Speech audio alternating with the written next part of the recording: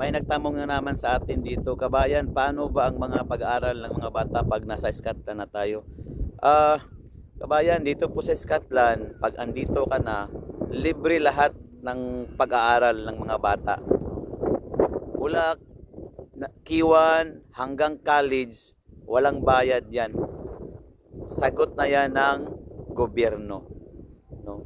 So ang college dito ay katumbas ng senior high dyan sa Pilipinas. So pag tapos ka na ng college dito, pwede ka nang magtrabaho. 18 years old ka pa, pwede ka nang magtrabaho. Kung in case mag-decide kang pumunta ng university, yun ay may bayad yun pero pautangin ka ng gobyerno. Parang student loan na maliit lang yung interest at babayaran mo lang kapag nagkatrabaho ka na. So, libre lahat ng pag-aaral, kabayan, walang problema dito.